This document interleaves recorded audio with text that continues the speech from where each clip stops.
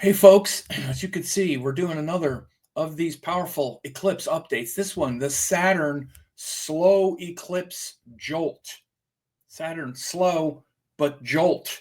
The pre-shock, aftershock. What am I talking about? Like stepping stones over the ocean. I'm just full of poetry today, folks. Feeling poetic, right? No, but what we're talking about here is this notion that Saturn is slow rolling toward a huge shift that's going to be happening in Pisces. It's going to be happening on the day of the eclipse. Saturn moves from where he's been for the last 2.5 years or so into Pisces as well. So again, I say pre-shock, aftershock. I'm trying to, it's like I've been in this state of sort of preparing people for like, look, this kind of surrendering energy, this Pisces things, releasing, get ready for it. It's not just a moment, because we're about to be shocked into the certainty and the Saturn, paving over things and making us have to commit to something. That's actually coming right now. So don't be shocked after things dissolve and then they sort of coagulate again. Saturn is that kind of coagulation, right? But so we're all kind of a bit shocked about how the world is really changing now. And then the sort of aftershock is coming. So, and as I say, like stepping stones over the ocean, because again, Saturn is like these, it's going to be like these sort of touchstones that we're sort of, looking at as things dissolve. And by the way, I do want to make sure that you know that there's a free interactive ebook that you can get. I'll have a link down here, saturntruth.com, where again, if you haven't gotten this yet, it's really a great way to go deeper into the nature of Saturn, beyond all the fear and stress and worry and pain and problems. I'm also doing a lot of teaching on these things now. I'm doing a course on the 4 superheroes of Mars and Saturn, and then Rahu and Ketu, these powerful energies that are, quote, malefic, but actually they are the forces that allow us to persevere through difficulty and really grow.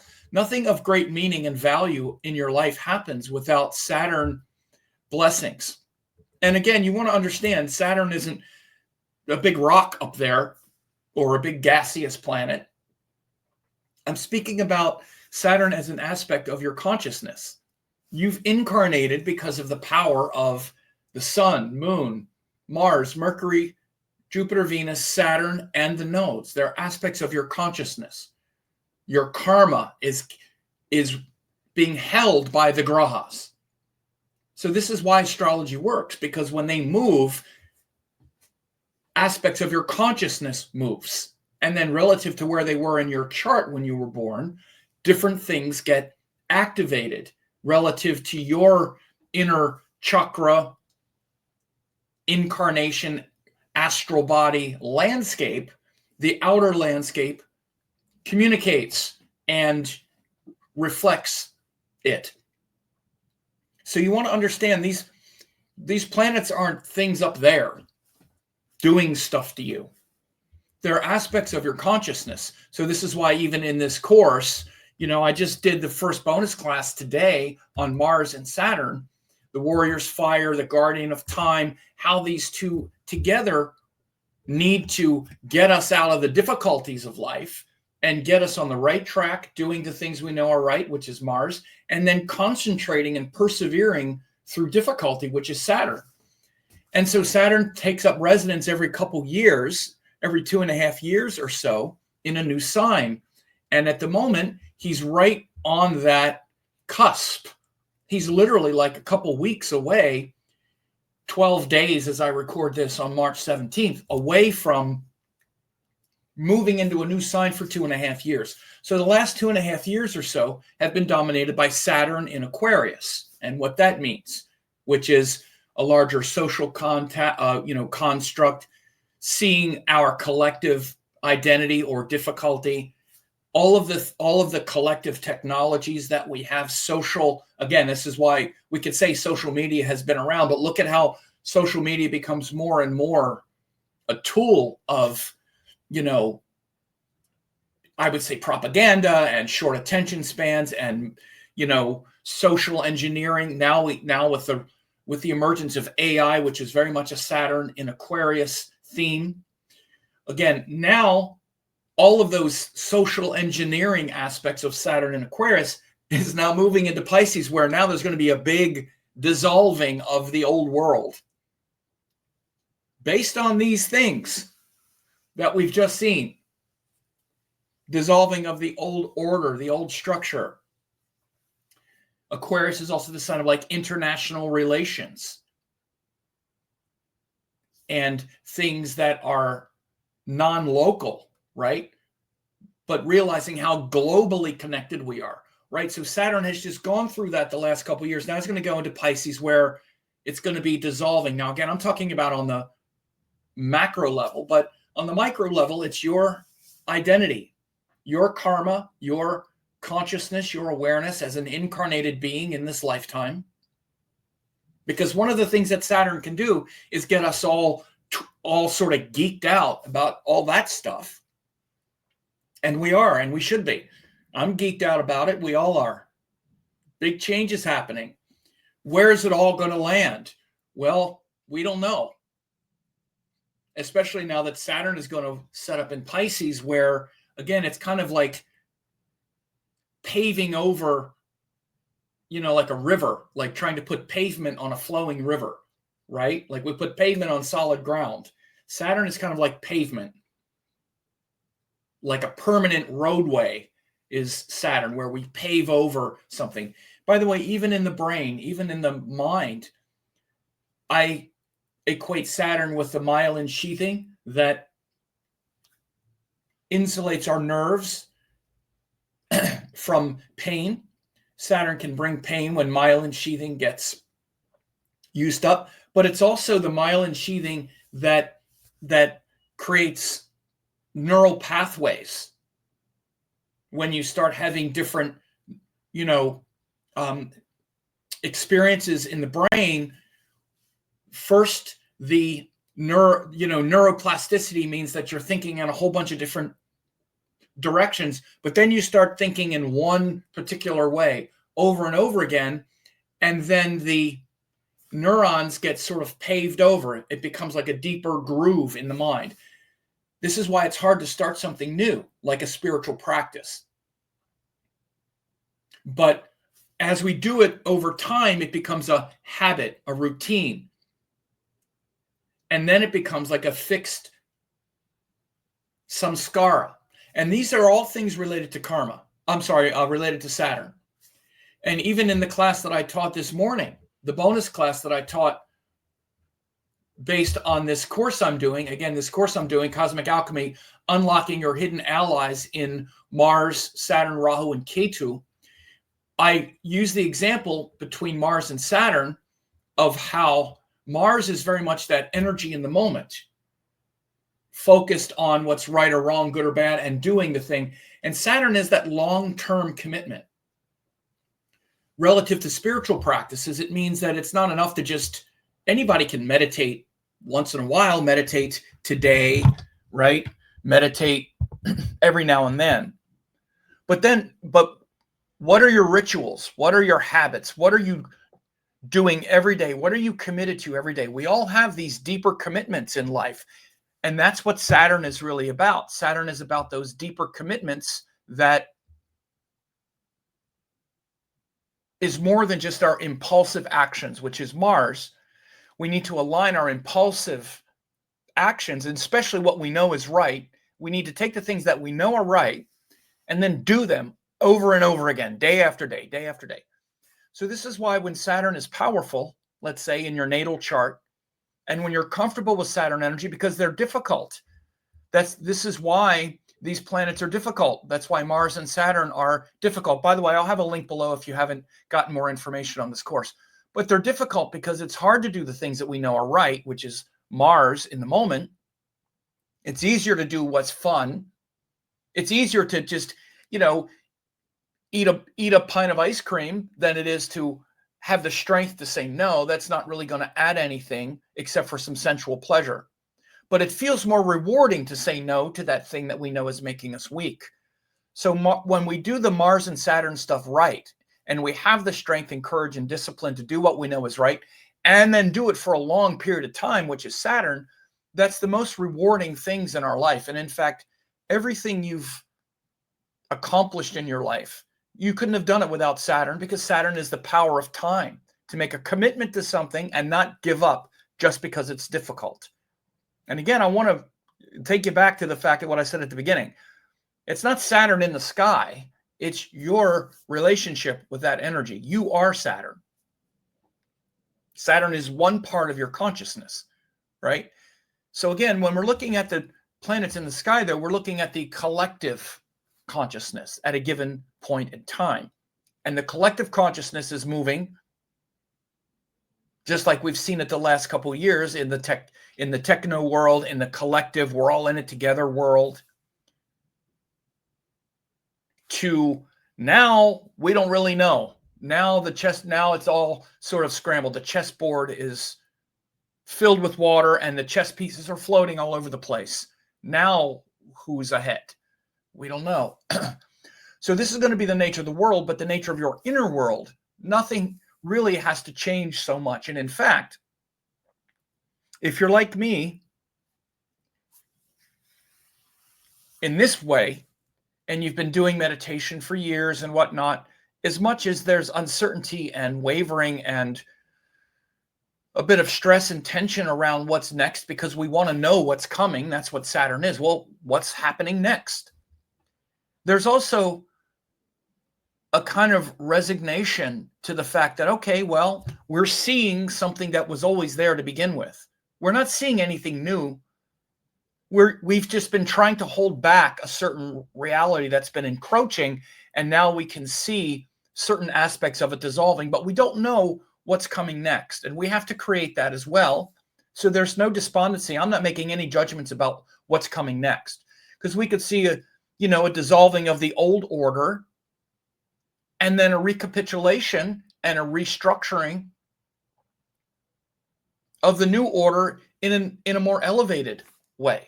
All of it's possible. But right now we're in the dissolving, and we're going to see the Saturn in Aries is going to be more of the new beginning in a couple of years. But as it relates to right now, again, it says this slow eclipse jolt. And again, Saturn isn't usually associated with jolts, and it might not feel like a jolt, but the world is, again, we're kind of just in a kind of dreamy state. And I'm saying this pre-shock, aftershock, because it's going to suddenly feel like a shock. Saturn isn't like a shocking thing like Mars is, but he's kind of like you see these rocks in this image. He's kind of like the rocky shoreline. He's the sort of rocky shoreline where the water also smashes into the rocky shores. Think of like the ocean coming, and you set up a barrier of rocks and the smashing against the harsh realities, you would say harsh or just realities of what's been happening. And so Saturn is also, it's like that backstop, like, yes, these structures are already here. And we're going to be seeing how they play out. And we're seeing it now. And again, even though it feels like we're sort of slow rolling into something that's going to suddenly feel shocking. So that's why I said pre-shock, aftershock. Like, we're kind of shocked at what's going on, and then we're going to be shocked when, oh, wow, this really is what's been happening. Yeah, it's what's been happening if you haven't been noticing. And it's going to feel like a shock, just like it feels like a shock when the water hits the rocks, right? But the rocks have been sitting there the whole time. They're not doing anything but providing something to bang into. But when we bang into it, we're like, oh. So again, I like the image of stepping stones over the ocean as well. I'm so creative these days with this Mercury retrograde, Venus retrograde, my creativity. No, I'm enjoying even working with some new imagery. And I really love doing the type of creative work. I love the creativity of what I get to do for a living, even though a lot of that is changing. I'm having to let go of a lot of things relative to, again, especially like people's attention spans and so many, everybody's a Vedic astrologer now, and there's a million options and whatnot. So, whatever, I'm having to see all of that and be like, okay. But for me, I'm also really enjoying certain aspects of the benefit that we've seen with Saturn going through Aquarius. And I've been doing this stuff a long time. This isn't my first Saturn going through Pisces being interested in astrology either. And so very profound times. And again, I urge people, if you want to really understand Saturn more deeply and you haven't gotten this free, it's actually a interactive ebook where when you go and register for it, it's free. Then you get not only a PDF, but you also get a flip book on your phone. And there's also interactive videos where you can watch, you can just hit them within the ebook. It doesn't take you to YouTube or whatever. It's actually embedded. Videos on Saturn, on Capricorn, on Aquarius. So you can really get a deeper understanding of how this stuff works. You better understand what Saturn is, and you better evolve beyond just the immature notions. Again, that's what I talked about earlier today when I was talking about Mars and Saturn. Mars is kind of like the hot, young energy that's trying to do something. And Saturn is like, we've lived and we've hopefully learned from our experiences. And we're not just shaking an angry and resentful fist in the air because of all of the wounds and problems of the past. Because you see, when we haven't aged gracefully, then we wind up bitter and fearful of the future because we're stuck in time. We're stuck in a negative relationship with time. Because one thing to understand about time is that time is not real. It's not a reality. It's a reality in your mind, and your karma revolves around time. But as a construct, time is not real. There's only one moment, and it keeps happening over and over again. Okay? You started watching this video about 17 minutes ago, and you were imagining a future as you kept watching the video. And now that future you might have imagined is now. And now. It just keeps being now. That's the only reality. You're only living now. In truth. But in your mind, you're living in the past. You're living in the future. This is what the ego does. The ego and your karma and the ego are really the same matrix. They need time. Without time, there's no ego, there's no karma. So they need the past and the future in order to exist. Literally, without time, there's no ego. So what I'm saying this because Saturn is that timelessness that just is in the eternal moment, the eternal truth. So rather than being stressed out about the past, worried about the future, which is the typical immature energy of Saturn. And by the way, I'm not being judgmental. I'm doing the same thing. That's why we have to be intentional. We have to intentionally meditate and do it. We have to take that Mars energy, which is our intention in the moment, and what we're focusing our attention on, Mars, and focus it on the moment, which is that Saturn silence, stillness. In many ways, this is why Mars is exalted in Capricorn, for example. And then we need to do it over and over again for a long period of time, which is spiritual practice, spiritual habits, routines, rituals.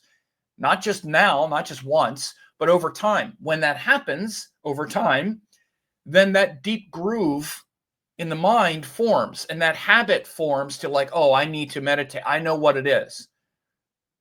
I know what this is going to give me. So as this energy of Saturn moves into Pisces, this is the great blessing of Saturn moving into Pisces as well, is that it brings these virtues of silence, stillness, introspection. I forgot to tell people to subscribe at the beginning of the video. I always forget. And all of those great virtues come in Pisces, which is a sign of surrender, letting go. But that doesn't mean that you tune out and you just get into your daydreams and you kind of bypass because of the emotional stress. You want to tune in, not tune out. And so we'll leave it at that, and leave me some questions and comments. And I'll also have the links below that you can check out. For a limited time, I'm offering 10 hours of masterclasses, Yoga and Vedic Astrology, Quantum Vedic Astrology, and Spiritual Astrology Masterclass. These are 3 great courses that will really help you a lot. Now, in case you don't know who I am, I taught the Astroved certification course, Dattatreya Shiva Baba, in 2010. Ravi Shankar published my book in 2018. I've been around for decades. I've been teaching these great classes, and if you go to VedicAstrologyEssentials.com, you can get this 90% off discount of these 3 great classes, more than 10 hours, guaranteed value. You can check this out. These 3 classes will give you all the necessary tools to begin to learn Vedic astrology. Please find me on YouTube at Sam Jeppy, Vedic Astrology Teacher. On there since 2007, thousands of hours of classes. Also on Facebook at Astrology Teacher, tons of articles updated regularly, and I'm on Instagram at Vedic Astrology 108, ongoing updates and interaction.